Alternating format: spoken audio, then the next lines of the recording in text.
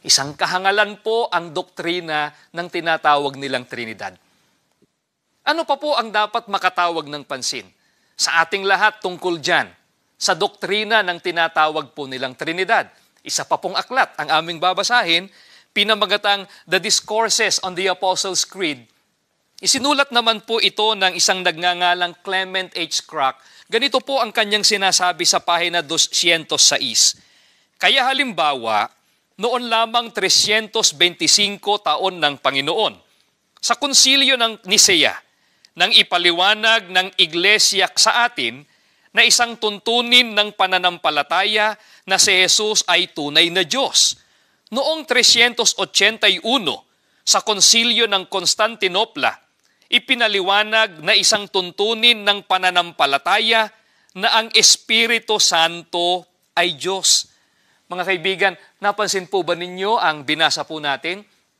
Magkaibang petsa po at pagkakataon ang pagkakaimbento o pagkakabuo ng mga aral na ang ating Panginoong Jesucristo at ang Espiritu Santo ay Diyos daw. Mga kaibigan, mahigit 300 years po pagkamatay ng mga apostol. At pagkatapos masulat ang bagong tipan, taong 325 AD, ika-4 na siglo na o 4th century na, nang imbentuhin ng Iglesia Katolika Romana sa konsilyo ng Nisea ang aral na si Kristo ay tunay na Diyos. Pagkaraan naman po ng 56 na taon, sa konsilyo naman ng Constantinopla, nagpahabol pa ng isang Diyos ang Iglesia Katolika Romana. Noong 381 AD, inimbento naman po nila ang aral na ang Espiritu Santo ay Diyos. Kumusta? At naka-live tayo ngayon sa Diocesan Shrine ni St. Nicholas de Tolentino sa Diocese of Lawag, CFD. Sa pamamagitan ng kanilang Spiritual Director at Chief Exorcist ng Naturang Diocese, Father Danny Divaras, at sa pamamagitan nila ni Sis Abigail Pascual at Brother Fernando Nanding Pascual at mga kasama. Samahan ninyo kami mga kapatid at napakinggan ninyo yung paggamit ng ministro ni Felix Manalo sa Aklat Katoliko, Discourses of the Apostles' Creed. Mapansin ninyo na itong aklat na ito ay palaging ginagamit nila pero pinagchap-chap. Pero ito ang katotohanan na ang mga sikta na mariing tumututol sa doktrina ng Santissima Trinidad ay hindi tunay na mga Kristiyano. Kaya, invalido ang kanilang baptism. Ang simbahang Katoliko, mayroon tayong kinikilala na kahit nasa kabilang panig at hindi kaanib ng simbahang Katoliko, may tinatawag tayong valid baptism provided na meron yung tinatawag na Trinitarian formula. Pero kung mapansin ninyo ang pahayag mismo ng ministro ni Felix Manalo, mga kapatid, mapansin ninyo ito ang sabi niya, balikan natin. Isang kahangalan po ang doktrina ng tinatawag nilang Trinidad. Ano pa po ang dapat makatawag ng pansin sa ating lahat tungkol dyan, sa doktrina ng tinatawag po nilang Trinidad? Isa pa pong aklat ang aming babasahin, pinamagatang The Discourses on the Apostles' Creed. Isinulat naman po ito ng isang nagngangalang Clement H. Crack. Ganito po ang kanyang sinasabi sa pahina 206. Kaya halimbawa, noon lamang 325 taon ng Panginoon, sa konsilyo ng Nisea, nang ipaliwanag ng Iglesia sa atin na isang tuntunin ng pananampalataya na si Jesus ay tunay na Diyos. Noong 381, sa konsilyo ng Constantinopla, ipinaliwanag na isang tuntunin ng pananampalataya na ang Espiritu Santo ay Diyos. Mga kaibigan, napansin po ba ninyo ang binasa po natin? Magkaibang petsa po at pagkakataon ang pagkakaimbento o pagkakabuo ng mga aral na ang ating Panginoong Jesucristo at ang Espiritu Santo ay Diyos daw. Mga kaibigan, mahigit 300 years po pagkamatay ng mga apostol. At pagkatapos masulat ang bagong tipan, taong 325 AD, ika-4 na siglo na o 4th century na, nang imbentuhin ng Iglesia Katolika Romana sa konsilyo ng Nicea ang aral na si Kristo ay tunay na Diyos. Pagkaraan naman po ng 56 na taon, sa konsilyo naman ng Constantinopla, nagpahabol pa ng isang Diyos ang Iglesia Katolika Romana. Noong 381 AD, inimbento naman po nila ang aral na ang Espiritu Santo ay Diyos. Yan. Mapansin ninyo, isang misleading ang paggamit ng ministro sa naturang aklat. Dahil batay daw sa pahina 206 ng Discourses of the Apostles, sinabing inimbinto ang pagiging Diyos ng ating Panginoon Jesucristo at sa banal na Espiritu. At mapansin ninyo mga kapatid, ayon sa ministro, matagal na tapos ang Biblia. Pero tandaan natin, ikumpara nitong mga nagsusulpotang sikta sa ating panahon, tayong mga Katoliko, hindi tayo Bible alone. Meron tayong teaching authority, kaya may konsilyo na magdeklara. Kung ang kanilang ginagamit na batayan, idineklara ng simbahan, therefore inimbinto ng simbahan, abay, wag na lang nilang tanggapin ang Biblia. Bakit?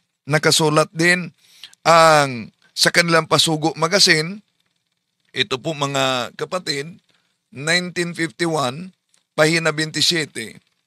Ang Konsilyo ng Trento noong 1946 ay nagpahayag na ang lahat na aklat ng matanda at bagong tipan na nasa Bibliang Katoliko ay mga banal at naaayon sa batas. So ibig ba sabihin dahil nakasulat yan sa kanilang Pasugo Magazine na ang mga Biblia sa lumang tipan at sa bagong tipan ay dumaan sa deklarasyon ng simbahang Katoliko, kaya pwede bang sabihin ng mga ministro, di dapat paniwalaan ang Biblia dahil imbinto lang ito ng simbahang Katoliko? Di lang yan. Ituloy natin ang pagbasa sa naturang Pasugo Magazine. Ito po ang mabasa natin sa pahina 27. Ang batas ng Iglesia Katolika na mataimtim at maingat na sinisiyasat at tinitiyak ng konselyo ay siya ring nasa mga talaan ng mga banal na aklat na inihayag ng mga konselyo ng Florencia noong 1441, Cartago noong taong 397, Hippo noong taong 393, Laodicea noong taong 363 at ng mga Papa Inocencio noong taong 401, Hormidas noong taong 514-523, Galatius noong taong 492-496 at Papa Damaso noong taong 360.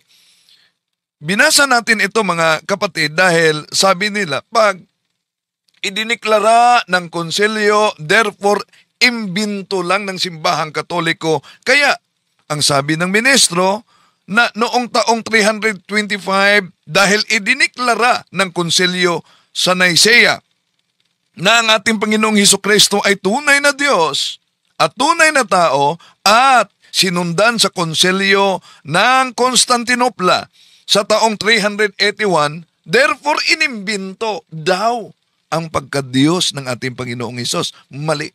Dahil may pinutol sila. Pinutol nila, ito ang unang binasa nila mga kapatid. Pansinin ninyo kung iniminto ba ang pagkadiyos. Ito ang mabasa. It was not until 325 Anno Domini at the Council of Nicaea that the Church defined for us that it was an article of faith that Jesus is truly God. And 381, at the Council of Constantinople, it was defined that it is an article of faith that the Holy Ghost is God. Yun ang mabasa natin, mga kapatid, na binasa ng ministro at pagkatapos nagsabi na imbensyon lang daw ang doktrina na ito. May iniiwasan kasi para mapilipit. Ito po, kinulayan ko ng kulay pula sa aklat na ito, mga kapatid, Discourses of the Apostles' Creed. Kaya ang galing talaga nila na magpilipit sa nakasulat. Ito ang nakasulat. Balikan natin pagbasa ang ginamit ng ministro. It was not until 325 Anno Domini at the Council of Nicaea that the Church defined for us that it was an article of faith that Jesus is truly God. In 381, at the Council of Constantinople, it was defined that it is an article of faith that the Holy Ghost is God. O ano ang karugtong? These were new doctrines. Hindi pala bago na doktrina ito. Pero bakit diniklara? Ito ang iniwasan ng ministro. It was only after they were being denied that the church reaffirmed and made clear that what had been taught by Christ and His apostles. O, yan. Nilinaw sa pamamagitan. So, malinaw na iniwasan yan ng mga ministro ni Felix Manalo. Kaya dapat alam ninyo, mga kapatid, no? Dahil yun ang palaging ginagamit nila para igiit na imbensyon lang ng simbahang Katoliko. Pero malinaw pala yung iniwasan. Hindi ito bagong doktrina. It was only after they were being denied that the church reaffirmed and made clear what has been, anong turo ng ating Panginoon Jesucristo at ano ang turo ng mga apostol. Ang banal na Trinity, formula sa binyag na itinuturo ng ating Panginoon Jesucristo sa Mateo Kapitulo 28, 19, 20. Kaya, ang hindi Trinitarian formula baptism, invalid ang binyag, mga kapatid. Therefore, dahil invalid ang binyag, hindi sila tunay na mga Kristiyano. At daming mga sikta ngayon na hindi talaga Trinitarian, therefore hindi tunay na Kristiyano. Pero ang tanong, biblical ba ang basihan sa Trinity? Dahil ito ang palaging tinutulig sa hindi lamang sa Iglesia ni Cristo na tatag ni Felix Manalo. Kahit na sa saksi ni Jehovah na tatag ni Charles Taze Russell. At kahit na sa MCGI, nakilala sa programang Dating Daan na tatag ni Brother Eliseo Soriano. No?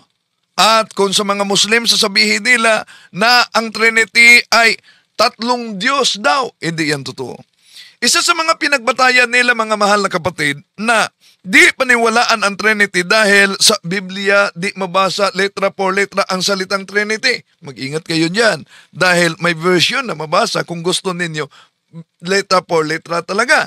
Baka di na sila updated sa ganyan. Pero kung iyon ang kanilang paniniwalaan na pag di mabasa sa Biblia, di dapat paniniwalaan, remember, the word monotheism. Yung monotheism, ang paniniwala natin na may iisang Diyos.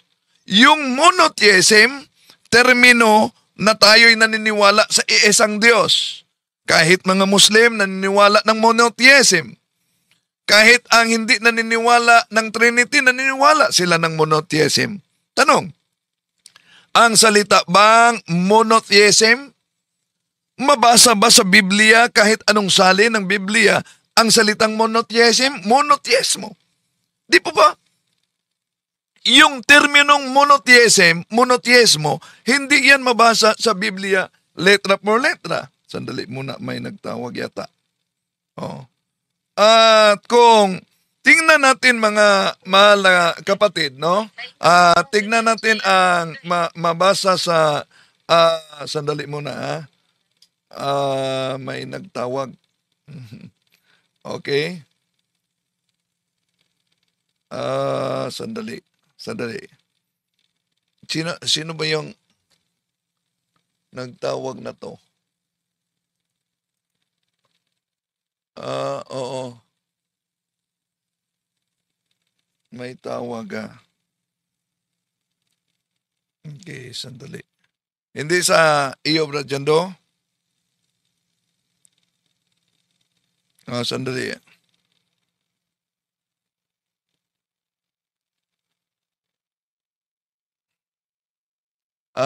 Sa inyo ba yan, sis? Abi?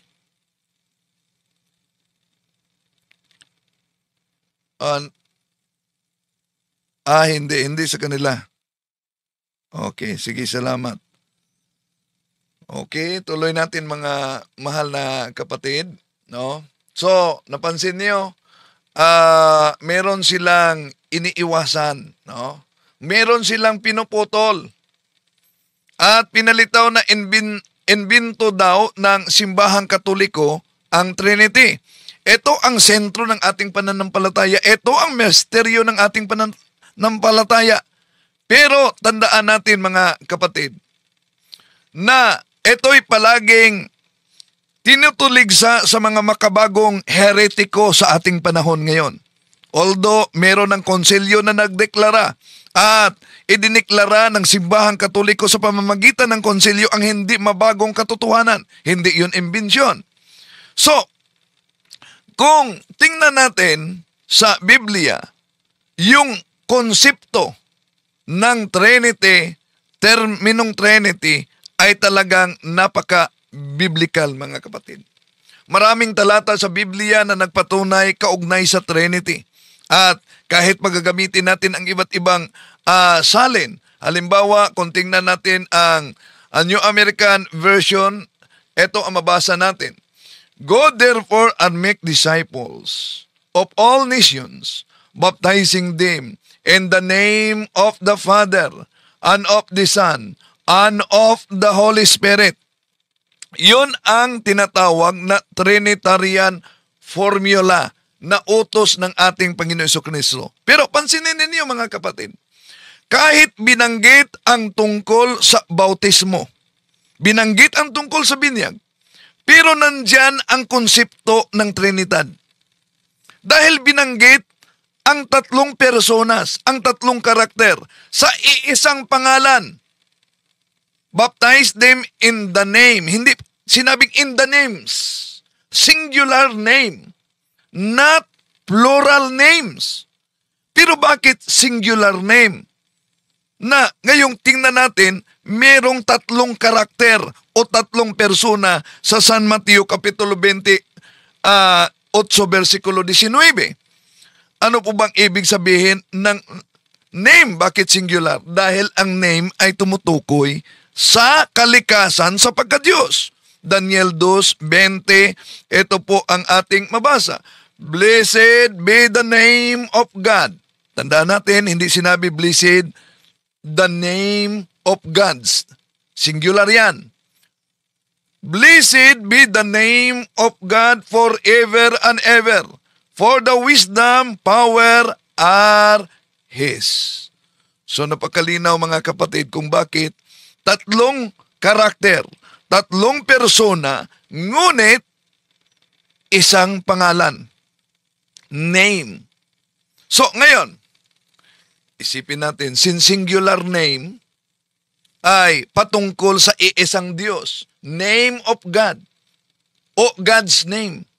So, at ang singular name, napakaloob dyan ang tatlong karakter, ang tatlong persona. Sa San Mateo Kapitulo 28, versikulo 19. Ama, Anak, at ang Espiritu.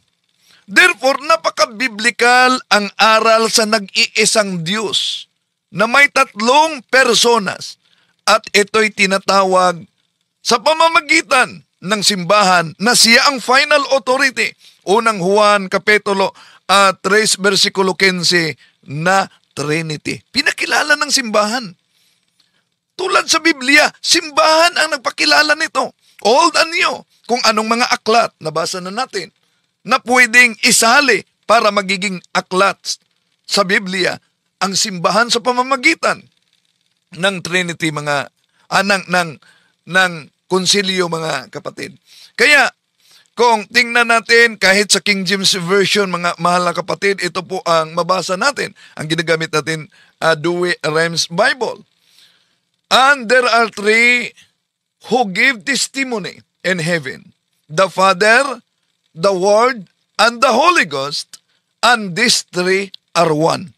So napansin ninyo na there are three sa ibang salin sa King James Version, there are three that we record in heaven: the Father, the Son, and the Holy Ghost, and these three are one. Hindi sinabi, and these three are three. So, ang Diyos Ama ba ay Diyos? Yes, Diyos. Ang Diyos Anak ba ay Diyos? Yes, Diyos. Ang Espiritu Santo ba ay Diyos? Yes, Diyos. Tanong, tatlo ba ang Diyos?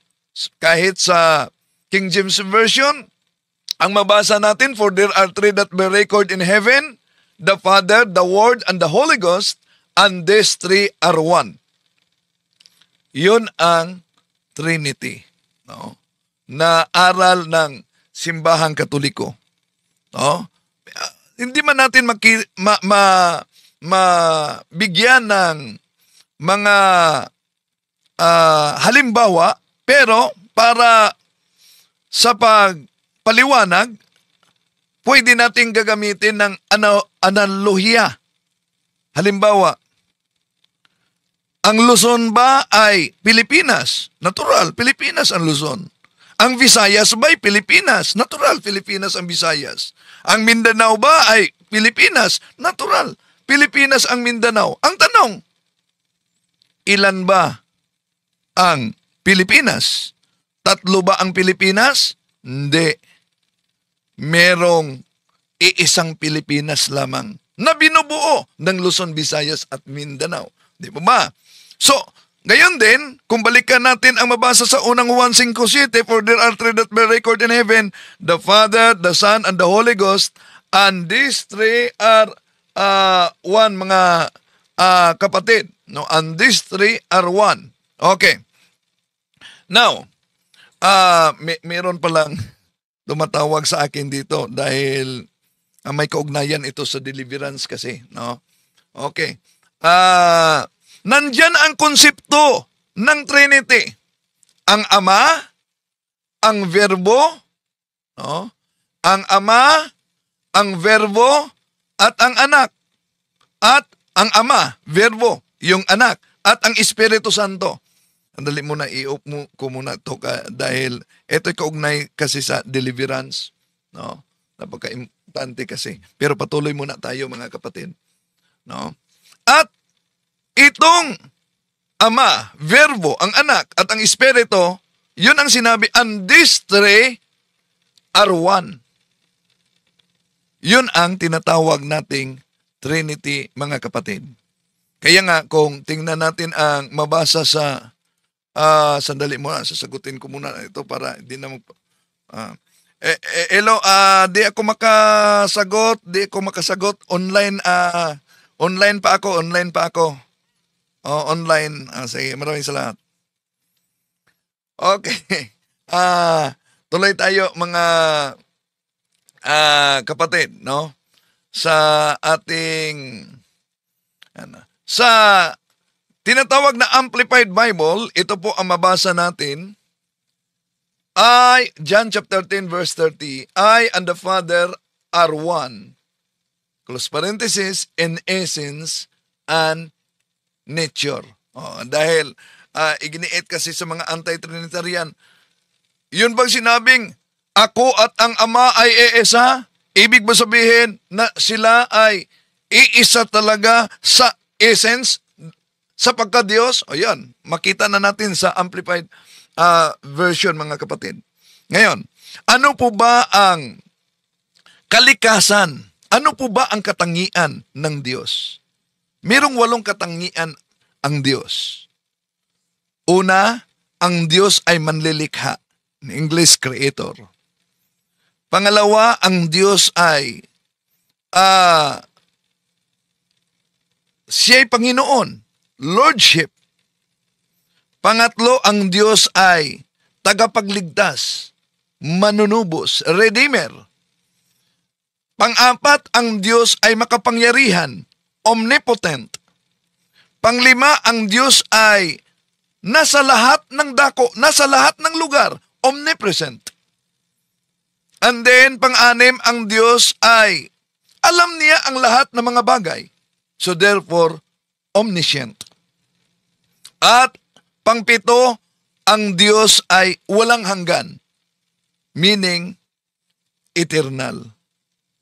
At pangwalo, ang Diyos ay sinasamba natin. Ito ang walong katangian, ito ang walong kalikasan sa pagiging Diyos. At alam nyo ba na itong walong kalikasan na ito ay taglay mismo sa Ama, Anak, at Espiritu Santo. At nasa Biblia yan. Halimbawa, isa-isahin natin mga kapatid. Isa-isahin natin na itong katangiang ito ay nasa Ama, Anak, at Espiritu Santo. Halimbawa, yung pagiging manlilikha sa lahat. Alam niyo man natin na ang Diyos ang manlilikha sa lahat. Genesis chapter 1 verse 1, in the beginning, then God created heavens and earth. So napansin niyo ba sa creation, in the beginning, God created heavens and earth. Ito po'y Trinity of all Trinities nagpakita sa katangian ng Diyos. Bakit? In the beginning time, God created heavens, space, earth, matter. At itong tatlong ito ay binubuo ng tatlo din. Time, merong past, present, future. Kahit tatlo, iisara sa time. Heavens, ano yan? Space, high with lid. Tatlo din. Matter, solid, liquid, gas. O tatlo din. No? So, sa creation pa lang mga kapatid, makita natin na pinakita na kung ang Diyos mismo sa kanyang sarili. At kung tingnan natin ang Genesis chapter 1, kung babasahin natin ang Amplified Version, dahil alam nyo naman, gusto nila letra por letra, may mabasa kasi sa Amplified Bible, Genesis chapter 1 verse 26. Then God said, let us, close parenthesis, Father, Son, and Holy Spirit, make man in our image, according to our likeness, not physical, but a spirituality and moral likeness. So, napansin nyo? Sa ibang salin, God said, let us make man according to our image and likeness. Let us, plural, make man according to our, plural, image, singular. Napansin nyo ba sa creation? No? Diyan makita natin mga kapatid. Now, so, ngayon, ang Diyos ay tagapaglikha. Ang Amahan ay tagapaglikha. Ang mabasa natin yan sa Deuteronomy Kapitulo 32, versikulo 6, na ang Ama ay tagapaglikha. Ito ang mabasa natin. As the Lord be thus repeated by you, O stupid and foolish people, He who, not your Father who created you, so ang Ama ay tagapaglikha. Ang tanong, ang anak ba ay mabasa ba natin din na tagapaglikha? Ito po ang mabasa natin sa Colossians chapter 1 verses 15 up to 16. He is the image of the invisible God, the firstborn of all creation. For in Him were created all things in heaven and on earth, the visible and the invisible, whether thrones or dominions or principalities or powers, all things were created through Him and for Him. So, malinaw ang nabasa natin sa banal na kasulatan. Ngayon, kung ang anak ay tagapaglikha, ang banal na espiritu ba ay tagapaglikha din? So, mabasa natin sa Psalm chapter 33 verse 6. Okay. Ito pa na mga katangian, no? Isa-isa, mahaba kasi ito mga kapatid. At ito din sa Genesis chapter 1, pero hanggang 7:45 lang tayo dahil may naka-schedule na debate. Sa Genesis chapter 1 verses 1 up to 2. In the beginning, God created heaven and earth, and the earth was void and empty, and the darkness was upon the face of the deep, and the Spirit of God moved over the waters.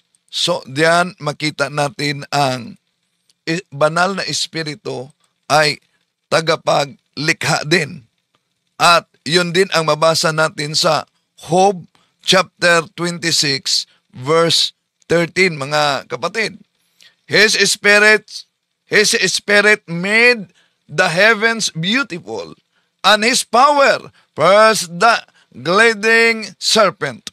So, diyan sa Biblia, makita natin na ang Ama, tagapaglikha, ang Anak, tagapaglikha, ang banal na espiritu ay tagapaglikha. Ngayon, pangalawang katangian, ang kanilang pagiging Panginoon. Alam naman nating lahat na ang Diyos ay Panginoon. O ang Panginoon ay Diyos. Siya lang ang Panginoon at wala nang iba. Di ba? Mabasa natin yan sa Isaiah kapitulo 45, versikulo 5 hanggang 6. I am the Lord, and there is no other. There is no God besides me. So, siya lang ang nag-iisang Panginoon. Makita natin yan sa Biblia, mga kapatid. No? Kaya nga, kung tingnan natin ang mabasa sa Deuteronomio kapitulo 6, versikulo 6 sa Hebrew, Shema Israel, Yahweh Eloheno, Yahweh Echad. Makinig ka, O Israel, ang Panginoon na iyong Diyos ay nag-iisang Panginoon. Hero Israel, the Lord is our God, the Lord alone. Echad, nag-iisang Panginoon. No? So, ngayon, may iisang Panginoon. No? Alam naman natin, Isaiah kapitulo 63, 16, ang Ama ay Panginoon ng lahat. You, Lord, are our Creator. Tanong, ang ating Panginoong Hesukristo ba? Panginoon din. Malinaw yan sa Gawa kapitulo 10, versikulo 36. Anong mabasa diyan, mga kapatid, sa Gawa? Ito po ang mabasa natin sa Gawa 10:36. You know the word that He sent to Israelites as He proclaimed peace through Jesus Christ, who is Lord of all. So, malinaw na ang ating Panginoong Hesukristo ay Panginoon. No? Ngayon, Kung ang ating Panginoon Jesucristo ay Panginoon, ang banal ba na Espiritu ay Panginoon? Ito po ang mabasa natin sa 2 Corinthians chapter 3 verses 17 up to 18. Now the Lord is the Spirit, and where the Spirit of the Lord is, there is a freedom.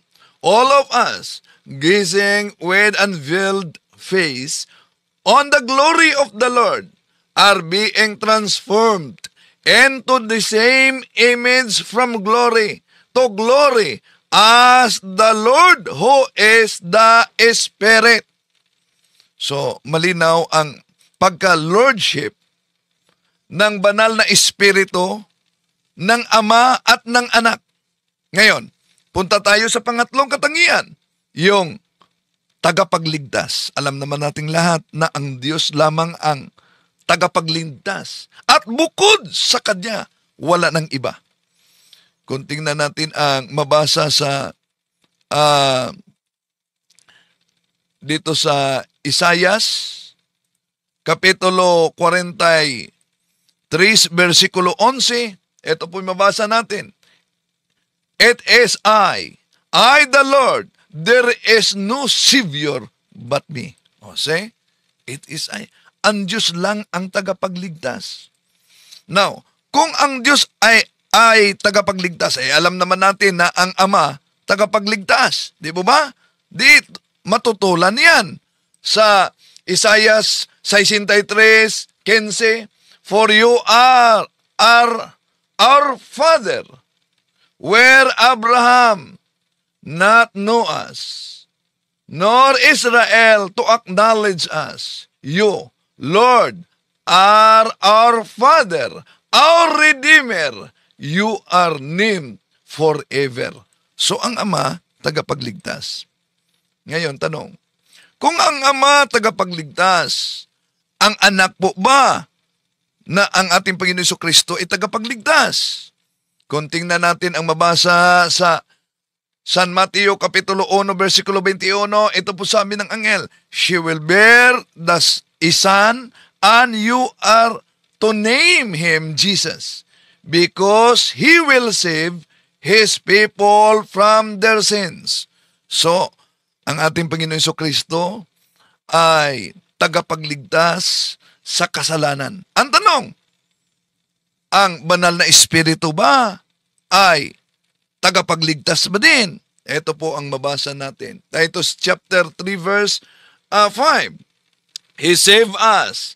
It was not because of any good deeds that we ourselves have done, but because of His own mercy, that He saved us through the Holy Spirit, who gives us new birth, a new life by washing us. See? So taglay ng banal na Espiritu ang naturang katangian sa tagapagligtas, mga mahal na kapatid. No? So, napakalinaw yan. Ang tanong, yung katangian sa pagiging omnipotent, makapangyarihan sa lahat, all-powerful. Tanong, alam naman natin na ang Ama ay Almighty. Nasa Genesis Kapitulo 28, versikulo 3 yan, may God Almighty bless you and make you fertile. So, ang Ama ay Almighty. Oh. At yun din ang mabasa natin kahit sa Anak at sa Espiritu. So, malapit na pala ang sa susunod siguro dahil may naka-schedule ngayon na debate mga kapatid. No, ito lang muna siguro ang ating yung ibang mga katangian na omnipresent, omniscient, omnipotence. Tatalakayin natin sa susunod dahil may naka-schedule ngayon na susunod na debate. No? Yun lang, tinatalakay natin ngayon ang napaka-importante na doktrina ng Simbahang Katoliko. No? Ang doktrina ng Simbahang Katoliko about sa Holy Trinity, banal na sangtatlo. Okay, maraming salamat kapatid sa katanungan kaugnay sa Apostles' Creed. No, ang Apostles' Creed natin ay the 12 Articles of Christian Faith. No? At hindi lang yan na basta binibigkas natin, kundi iyo'y nagpakilala sa ating pagiging Katoliko. No? Dahil ang Apostles' Creed ay pinatuluan yan ng dugo mismo ng mga sumasampalataya sa Apostles' Creed. I believe in God, the Father Almighty, Creator of heaven and earth. No? Yeah? So, itong article na ito, the 12 Articles of Christian Faith, alam niyo, na palagi nating sinasambit tuwing Sunday. At minimemorize ng mga bata sa katekism. At sinasambit natin pag tayo'y magsagawa ng Holy Rosary. No? Pero alam niyo ba na pagsambit natin sa 12 articles na I believe in God, hindi lang natin ni-recite yung White Ray. Kundi ito'y pagdeklara sa digmaan laban sa kasinungalingan. Bakit? Dahil yung 12 Articles of Christian Faith, bunga yan sa deklarasyon ng iba't ibang konselyo ng Simbahang Katoliko dahil sa paglitaw noon ng iba't ibang mga erehe. So, ibig sabihin, nang idiniklarar natin yan, you are declaring war on lies. You are aligning your soul with 2,000 years of saints, martyrs, and defenders of the faith. So, the Apostles' Creed declares the truth exists. The truth is a person, and we believe in Him. No? Kaya, napaka-importante ang pananampalataya kung mabasa natin sa Romans chapter 10 verse 9. If you confess with your mouth that Jesus is Lord and believe in your heart that God raised Him from the dead, you will be saved. Yan. So, ibig sabihin, nang idineklara natin ang Apostles' Creed, idineklara natin ang ating pagdepensa, our defense against error. Bakit inulit-ulit natin? Because the creed is our armor. The armor in the world of confusion, in the age of relativism, at sa paglitaw ng mga iba't ibang sikta sa ating panahon. Itong Apostles' Creed ay nagpakilala sa atin identity as Catholic. Ang katangian. So binanggit natin kanina yung mga katangian na una, ang pagiging Redeemer, no? Savior, taglay yan sa Ama. Taglay din sa Anak. Taglay din sa Banal na Espiritu. Binanggit natin ang nakasulat dahil may iisa lamang na tagapagligtas. Isaiah Kapitulo 43, versikulo 11. It is I the Lord, there is no Savior but me. At binanggit natin na kung ang Ama ay Redeemer, Isaiah chapter 63 verse 16, ang Anak din ay binanggit na Redeemer, Mateo Kapitulo 1 versikulo 21. At ang Banal na Espiritu ayon sa Titus chapter 3 verse 5.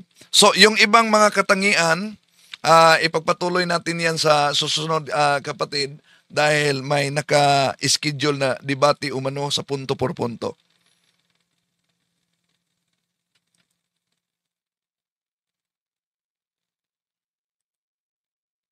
Ah, 8:30 pa ang debate.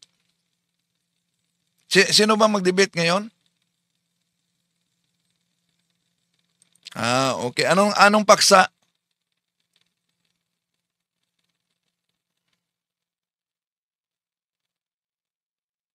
Ah, ah, negative ata ah.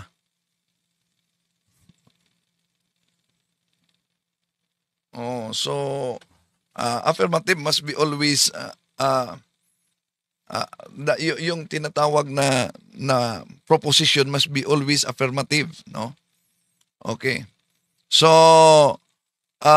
sige, mahaba kasi ito kung tatalakayin natin yung iba pang mga katangian dahil 8 katangian ito, mga kapatid, yung omnipresent, omniscience, omnipotence, no? At ito'y taglay sa 3 persona sa iisa lamang na essence na pagka-Diyos.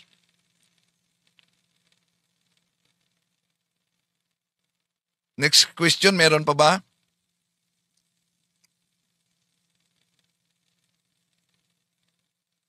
Okay. Kasama ba natin si Father ngayon?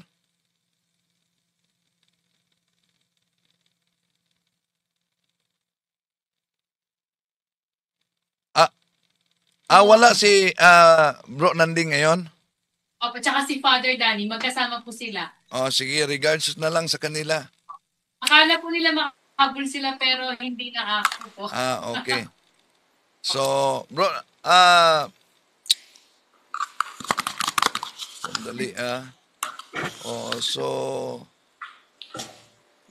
may mga nagkomento pala dito, no? Nabasa ko sa comment section. Pero pagpatuloy natin ito sa susunod, yung ibang mga katangian siguro, mga kapatid, no? Yung omniscient, omnipotence, omnipresent, no? Taglay sa 3 persona, iisang pagka-Diyos. At ulitin natin, yung sabi nila dapat mabasa sa Biblia, merong mabasa naman kung gusto nila letra por letra. Revelation chapter 7 verse 10. Salvation belongs to our God who is seated on the throne, and the Lamb, our salvation, is the Trinity's to give. Unto God the Trinity we owe our deliverance. So, sa gustong mabasa letra por letra, may salin na mabasa natin yan, mga kapatid. So, yan ang katangian, kalikasan sa nag-iisa, isang Diyos na tinatawag nating Trinity, Trinidad, Tris and Unidad, taglay ng Anak, Ama, at ng Espiritu ang naturang mga katangian. Kaya sa Juan 10:30, ako at ang Ama ay iisa. At sa unang Juan, Kapitulo 5, versikulo 7, for there are 3 that we record in heaven, the Father, the Word, and the Holy Ghost, and these 3 are one. Kaya yung tumututol na si Kristo ay tunay na Diyos, yun ang revivalist ng Arianism noon. Yung tumututol na ang banal na Espiritu ay hindi Diyos, ang banal na Espiritu ay Diyos, yun ay revivalist ng grupong modalism noon, no? At iba pang mga erehe. Kaya yung mga aklat na ginagamit ng ministro ni Felix Manalo, yon, busted sila dyan. Bakit? Itong aklat na ito na ginagamit, Isang kahangalan po ang doktrina ng tinatawag nilang Trinidad. Ano pa po ang dapat makatawag ng pansin sa ating lahat tungkol dyan, sa doktrina ng tinatawag po nilang Trinidad? Isa pa pong aklat ang aming babasahin, pinamagatang The Discourses on the Apostles' Creed. Isinulat naman po ito ng isang nagngangalang Clement H. Crack. Ganito po ang kanyang sinasabi sa pahina 206. Kaya halimbawa, noon lamang 325 taon ng Panginoon, sa konsilyo ng Nisea, nang ipaliwanag ng Iglesia sa atin na isang tuntunin ng pananampalataya na si Jesus ay tunay na Diyos. Noong 381, sa konsilyo ng Constantinopla, ipinaliwanag na isang tuntunin ng pananampalataya na ang Espiritu Santo ay Diyos. Mga kaibigan, napansin po ba ninyo ang binasa po natin? Magkaibang petsa po at pagkakataon ang pagkakaimbento o pagkakabuo ng mga aral na ang ating Panginoong Jesucristo at ang Espiritu Santo ay Diyos daw. Mga kaibigan, mahigit 300 years po pagkamatay ng mga apostol. At pagkatapos masulat ang bagong tipan, taong 325 AD, ika-4 na siglo na o 4th century na, nang imbentuhin ng Iglesia Katolika Romana sa konsilyo ng Nisea ang aral na si Kristo ay tunay na Diyos. Pagkaraan naman po ng 56 na taon, sa konsilyo naman ng Constantinopla, nagpahabol pa ng isang Diyos ang Iglesia Katolika Romana. Noong 381 AD, inimbento naman po nila ang aral na ang Espiritu Santo ay Diyos. Yun, huwag kayong magpalingla sa ganitong pagpakalat ng kasinungalingan sa mga mangangaral na tatag lamang ng tao. Dahil pinutol nila, iniwasan nila, pinipilipit nila ang aklat na Discourses of the Apostles' Creed.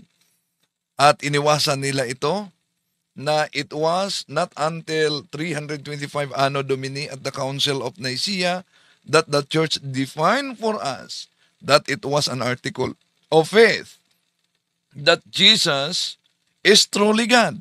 In 381 at the Council of Constantinople, it was defined that it is an article of faith that the Holy Ghost is God. May iniwasan. There were new doctrine. These were new doctrine. It was only after they were being denied that the church reaffirmed and made clear what had been taught by Jesus and His apostles.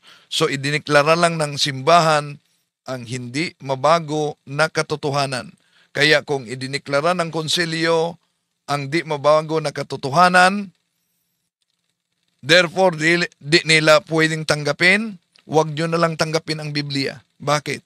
Dahil kahit sa kanilang pasugo magasin, ang Biblia na nakasulat sa kanilang pasugo magasin, kung ilang mga konselyo, ilang mga santo papa ang nagdeklara na ang Biblia ay dapat tanggapin, ito'y banal na mga aklat na luma at bagong tipan at ang simbahang katoliko ang nagdeklara nito at kinopya nila. Kaya mga kapatid, ang Biblia tulad sa Dogma of Trinity na idiniklara ng simbahang katoliko, hindi ginawa ang bagong doktrina, kundi idiniklara ang di mabagong katotohanan.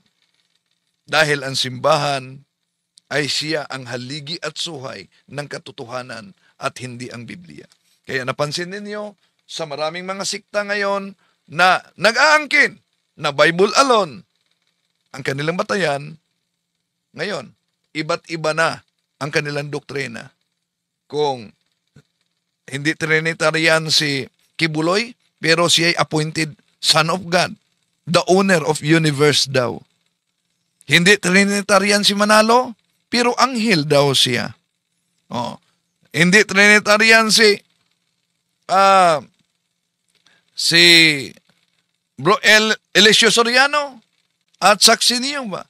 At lalo na ang mga Muslim. Pero dapat idipinsa natin ang pananampalataya. pro Dio et Ecclesia. Maraming salamat. So, mamaya